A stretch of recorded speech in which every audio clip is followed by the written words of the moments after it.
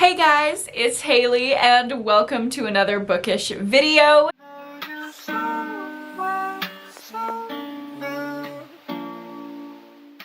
Today I have a top 12 recs video for you guys. I love making videos in this series. I will link my entire playlist with all of my top 12 recommendation videos if you don't know what this is or this is your first time watching one. Basically, what I do in my top 12 recommendation videos is pick a trope, a subgenre, in this case a specific kind of setting, and I recommend you my top 12 thrillers within that subgenre, trope, setting, etc. And today we are getting into my top 12 thrillers that are set in an isolated setting.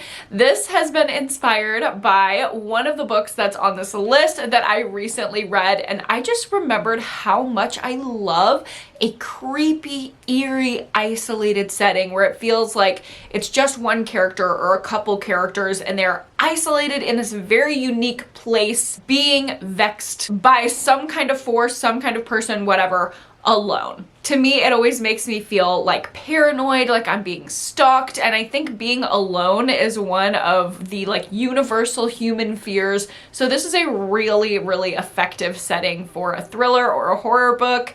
I believe in this video I'm just going to be going for thrillers. Maybe there's a couple horror leaning kind of books in here, but for the most part we're going to be going over thrillers. Before I get into the books though, I do want to thank the sponsor of today's video, which is Rosetta Stone. If you've never heard about Rosetta Stone, they are an all-in-one language learning program and they are so cool. Not only do their courses teach you the language, but they also help you immerse within the culture. So I have grown up going to Mexico on vacation, and I feel like every trip I pick up a little bit more of the language. I would like to have more of a formal knowledge of the language as I go to Mexico in a couple months. So I've been learning Spanish on Rosetta Stone and I have been loving their features. They really help you have a personalized experience of using their platform. You can choose between immersive lessons, live stream classes, and different little modules. Some of them take as little as 5 minutes, and they are the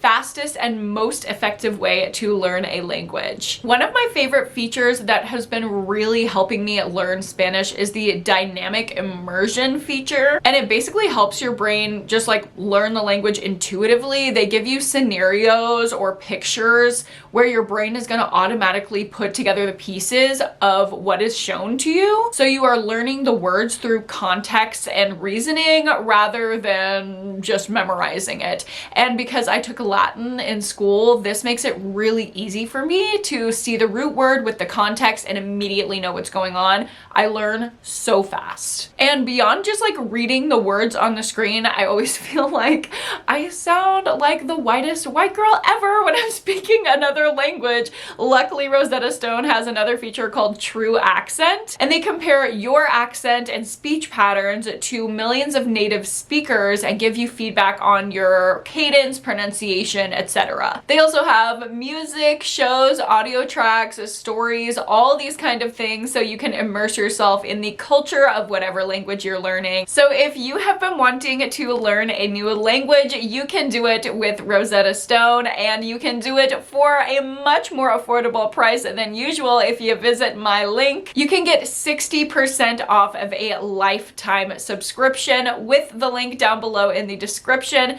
That's full-time unlimited access to all 25 of their language learning modules. One payment, lifetime access, 60% off. If you've been wanting to learn a language, now is the time. Check out Rosetta Stone, and thank you so much to them for sponsoring this video. Now let's go ahead and get into my top 12 isolated recommendations. The first recommendation I have for you is the inspiration behind why I wanted to make this video, and that is Beautiful Ugly by Alice Feeney. I freaking love this book. It was my book club pick last month, and most people really, really liked it. It got pretty much unanimously positive reviews, or if there were some people that didn't like it, they said they still had fun reading it. Who we're following in this book is this guy, Grady, and his wife goes missing. She actually went missing while he was on the phone with her a year ago, and he still has not come to grips with this. They haven't found her body. They don't know if she's dead, but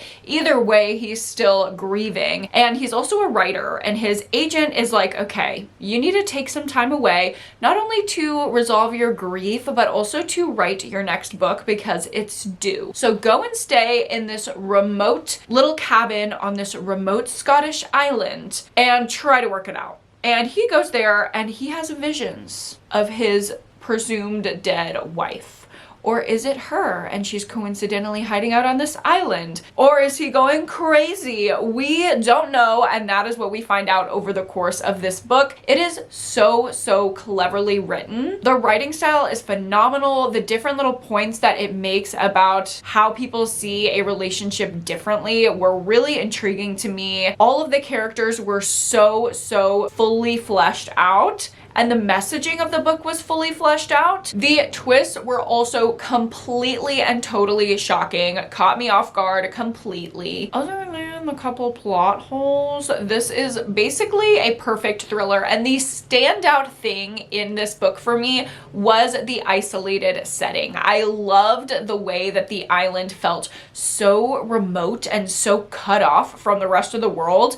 It almost felt like a fantasy book. Like, it felt like another land. The way that this island and its inhabitants were so close-knit and different from the rest of society. It gave me that eerie cult-like kind of feeling, and it really set this book apart from a lot of other thrillers that I've read recently. It is definitely one of my favorite books with an isolated setting, and I had to make this video because of it. Next up, let's revisit one of my favorite thrillers of all time. That is No Exit by Taylor Adams. This entire book is set at a snowed-in roadside rest stop. So we are following Darby, and she is on her way home from college for winter break. She wants to check in on her mother, who is sick, and unfortunately she gets snowed in. Like, there's a huge snowstorm halfway through her drive home, so she has to just stop at this rest stop. And while she's there, she glimpses a child in a cage in the back of one of the cars that is parked at the rest stop. And she knows now that she is isolated, snowed in, stuck alone there with a kidnapper. So Darby goes on a mission to save this little girl and figure out who this kidnapper is. Obviously, because the whole book takes place at this little rest stop, it is totally and completely isolated. We also have the aspect of the weather that's making them even more isolated and cut off, where they can't have cell service, they can't phone for help. It is a heart-pumping journey the entire way through. This book is so fast-paced and so shocking. The plot is tight. Like, it just catapults you right all the way through to the end. If you're looking for a bingeable thriller, this is definitely that. And at the same time, it has a lot of heart to it still. Just because it's fast-paced and thrilling doesn't mean we lose out on the emotional connection with the characters, because I was nearly in tears at the end. It was so emotional. This stays one of my favorites of all time. You've probably heard me recommend it before if you've been around here for a little bit, but because of the isolated setting trope, I just couldn't not put it in here. Next up, we have The Spare Room by Andrea Bartz, and this domestic thriller was so much salacious fun. It actually is a COVID thriller, which I know those kind of get a bad rap, but I feel like I'm at the point where if it's done well, I have no problem reading about pandemic kind of things within a book, and that definitely lends itself to the isolated nature of this thriller. We are following a woman who immediately, as soon as the pandemic starts, realizes that she wants to divorce her partner. So she is panicking because she doesn't have anywhere to quarantine, and then she remembers this old friend. I can't remember if it's like a friend from college college or a friend from high school, but she and her partner are like, hey, you know what? We totally understand what you're going through. I know it's been a while, but why don't you just come and quarantine with us? We got this big, beautiful house in the suburbs. Come on, we have a pool, we have snacks, it'll be fun. So she goes to quarantine with them, and thus ensues a very uncomfortable, juicy, and dramatic story of a weird threesome bisexual murder plot.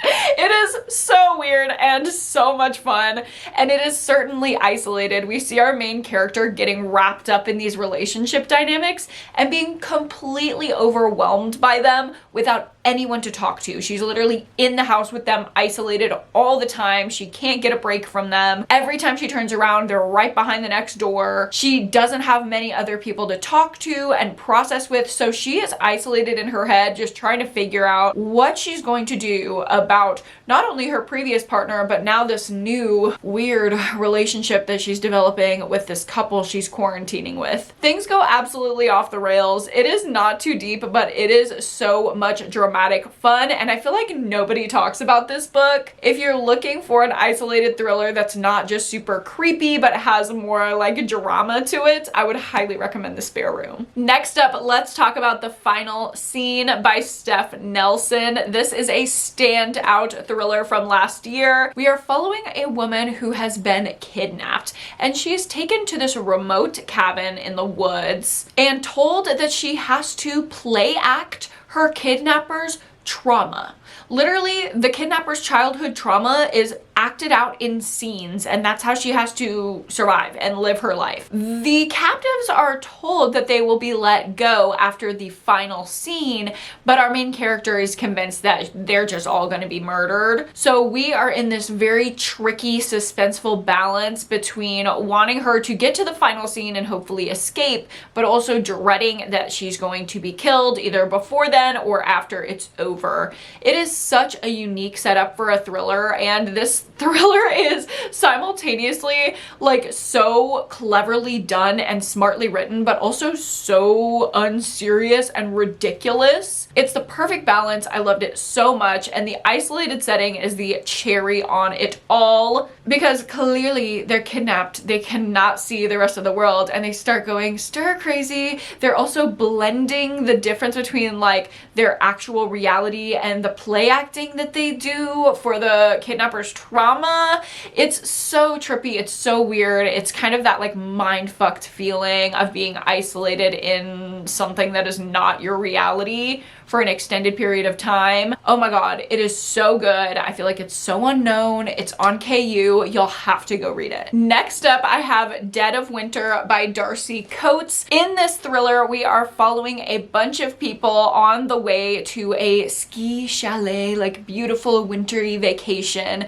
But on the way, their bus breaks down in the snow, and they are isolated out there alone, no service, trying to survive the elements when one of them turns up dead. And soon they are all getting picked off one by one by one. They cannot reach anyone to try to get rescued. They are not only trying to survive the elements, but now each other, and everyone is a suspect. I was absolutely enraptured by this book. I could not put it down. I had so much fun making my little suspect list and trying to decide who the murderer was. And the setting lended so much to my enjoyment of the book. The way that they're isolated in the middle of nowhere in the wilderness heightens the tension and the suspense, and the descriptions of the wilderness were just beautiful in this book. Darcy Coates is such a talented writer in setting the atmosphere. She's also great at describing the blood and guts of it all. Of course, Darcy Coates usually does horror. I do think this reads more like a thriller than horror, but in the descriptions of the deaths, it is quite graphic, and her little horror chops definitely shine there. I absolutely loved it. Highly recommend it. I feel like a lot of thriller readers aren't going to go for Darcy Coates, but this is one you will definitely love. Next up, we have Everyone is Watching by Heather Gudenkauf. I read it at the beginning of last year, and I feel like I haven't talked about it since, but I still really, really loved this book. It's about a group of people who are isolated in this huge mansion together to compete on a reality show. They have zero contact with the outside world, and it literally says verbatim on the back, they start to feel a little too isolated. As they're going through this game show, it is live streamed to everyone unbeknownst to them.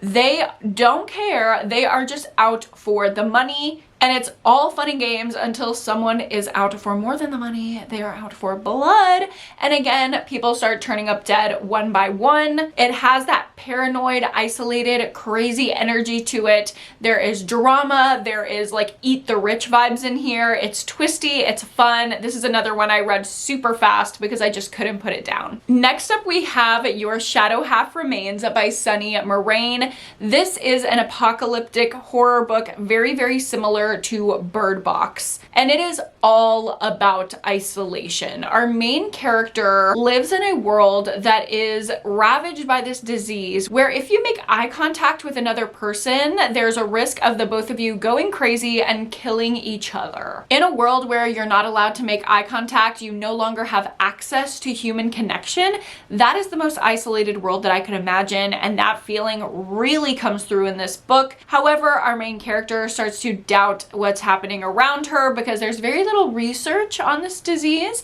and she also has someone show up at her door, which hasn't happened in months. So she plays around with risking looking at them. This was such an easy 5-star read, and I cannot believe more people aren't reading this and raving about it. It is like Bird Box with more commentary in it. It is so isolated, and not only in the setting because we're living in a like post-apocalyptic pandemic world, but also in the sense that our character is so isolated even from the people around her because of her inability to look them in the eyes.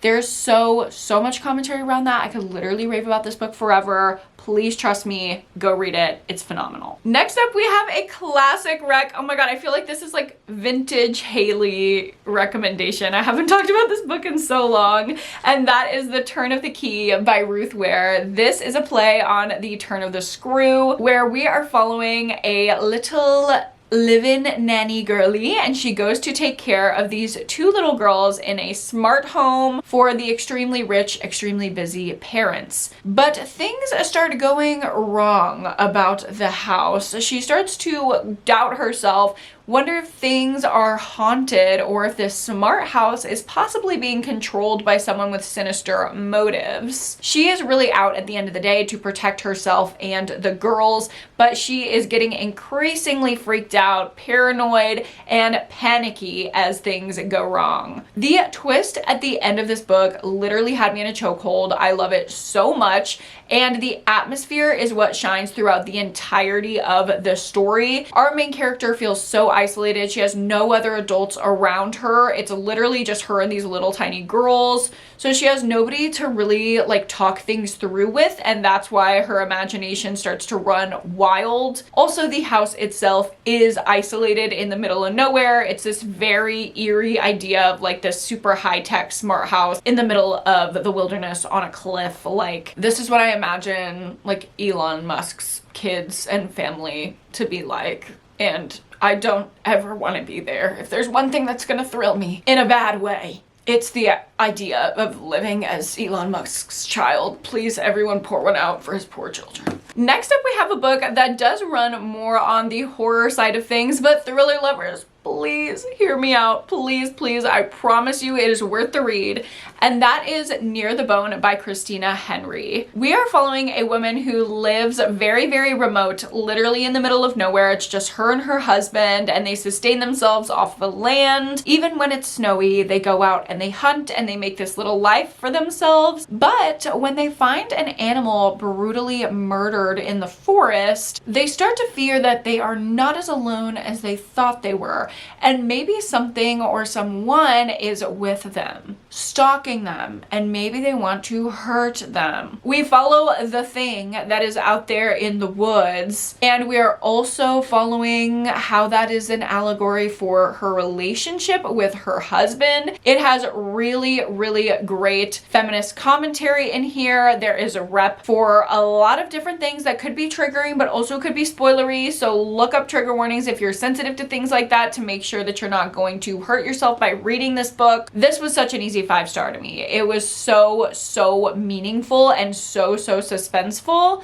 and it kind of encapsulates what the perfect isolated setting is to me. Of course, it's remote, right? It's snowy, it's cut off, you can't contact anyone, and distance-wise, it's far from everyone, but it's also about our main character's psyche and the way that she feels so isolated from everyone in her life. It is just incredible. Next up, let's talk about night watching. Oh my god. This is another one that I low-key forgot about. I recommended it last year when I read it, and then I just kind of like never went beyond my wrap-up. I have to talk about it again, especially when we're talking about isolated settings, because this is about a mother and her 2 children who are stuck in their house in like a closet, I believe, as someone breaks into their home. And if y'all know me, you know home invasion stuff is just like the freakiest thing to me. I cannot read it alone. I get so freaked out. And this is that in a nutshell. The entirety of the book happens on this one night, and I believe there are some flashbacks in there as well to give context about the family dynamic, but it's mostly happening on this one night as this man is creeping through the halls. And talk about isolated. They're literally all pressed into this closet and they cannot leave, or this man's gonna kill them. I remember it being very haunting. Like the atmosphere felt so tense, and like if you made the smallest little noise, everything was gonna come crashing down around you. But at the same time, it had this like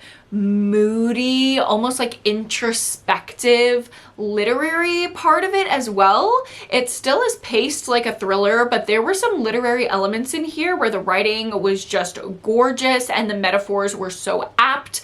I just think this is a really well done thriller that has something to say beyond the thrills of the plot. And the isolated setting was the cherry on top. Loved it so much. Next up, let's talk about one of my favorite thrillers from 2024, and that is What Happened to the Bennetts by Lisa Scottoline. This is about a family who goes through just tragedy. Okay, I'm not gonna give away exactly what it is, but something really crazy happens to them. And the next morning after this event, they get a knock on their door, and it's the FBI, and they're like, hey, because of what went down, y'all have to go into witness protection. So they are completely isolated in a safe house on the beach in the middle of nowhere. They have to leave behind all their family, all their friends, their house, all their belongings. They have to start over completely. And it's super emotional. You really get into the family dynamic.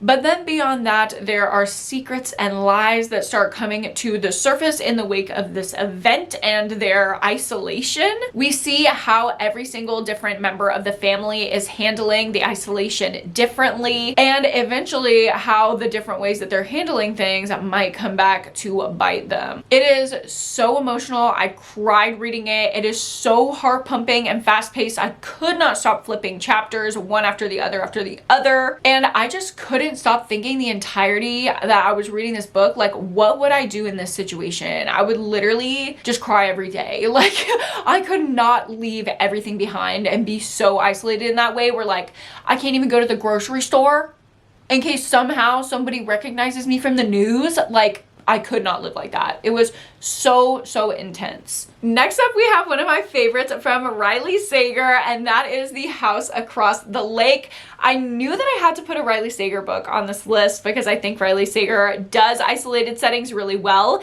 and this is my favorite way that he's ever done it. I know that this is a very unpopular opinion. Some others might have chosen Lock Every Door or The Only One Left, which I really like those books as well, but this one just takes it for me because of the campy ridiculousness ridiculousness of it. And I feel like there's no other book like this on this list either. In The House Across the Lake, we are following a woman who is struggling with addiction and shame and embarrassment after she publicly did something really embarrassing that affected her celebrity career. And her celebrity mother was like, hey, queen, you need to go isolate and recover really quick. Go to our little expensive, exclusive lake house and sleep it off. And while she's there, she's looking out her like beautiful glass lake house mansion, and she sees another celebrity couple across the lake, and her alcoholic, paranoid ass starts looking at them. And she's just got her binoculars on. She's looking at them literally every day. That's her entertainment because she's the main character of a thriller, so of course it is. And then one day she realizes that the wife in the couple she's been watching is missing. And she goes into this whole conspiracy of what might have happened to her. We eventually find out not only what happened to her, but this whole bigger conspiracy about what happened to our main character beforehand. There are so many interconnected subplots. It is so tropey. It just feels like a classic thriller with a brand new twist on it, because there is a wild twist in here that turns everything on its head. It is so campy. It's so crazy. It's so out of left field. I loved it so much. It's super controversial, but what can I say? It just worked for me. Like, this is a 5-star thriller for me. If you're curious about it, I would say take a chance on it. You're either going to come back to this video and say, oh my god, that was so much fun, 5 stars, or you're gonna say, Hailey, what the hell did you make me read? This is 1 star. What the fuck is wrong with you? And honestly, either way, you're feeling something, so like, I can't even be mad. And the last book that I have in this video to round out the top 12, except it's not really the last book because I have 4 more recommendations over on Patreon. If you ever want to see the extended cut of my book recommendation videos, I have 4 more bonus recs up on Patreon. I will link the extended cut down below if you are interested. But the last book in my top 12 is what I would call the OG isolated thriller. Okay, I read this like 5-6 years ago, and I have not stopped referring to it as the original perfectly done isolated thriller, and that is An Unwanted Guest by Sherry Lapina. This is flawless, okay? This is a flawlessly done modern murder mystery. It's about a group of people. They're all pretty much strangers to each other. There's like couples, there's like a mom and a son, there's like a bunch of individual people, some friends, just a smattering of people going to stay at this B&B for a relaxing wintry vacation. However, when they're all snowed in at the B&B, tension starts rising because the food is spoiling and they don't have any way to contact anyone. It feels immediately like these are the only people on earth. And of course, because it's a murder mystery, people start turning up dead one by one, and we just have to figure out who the killer is.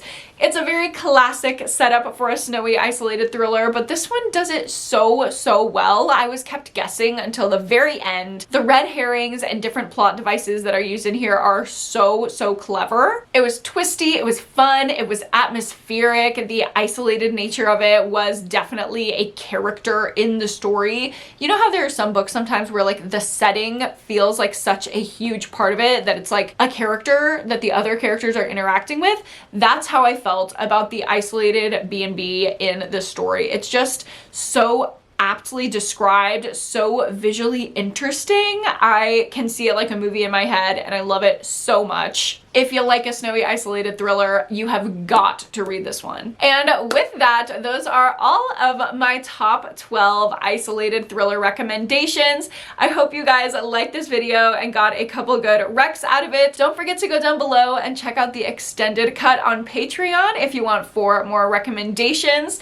If you like this video, go ahead and give it a like and subscribe to my channel if you haven't already. Thank you guys again so much for watching, and thank you again to Rosetta Stone for sponsoring this video. Don't forget to go down below and check them out if you're wanting to learn a new language. You can get 60% off your lifetime membership with my link. And of course, don't forget to go to therapy and read a book this week, and I will see you guys in my next video. Bye!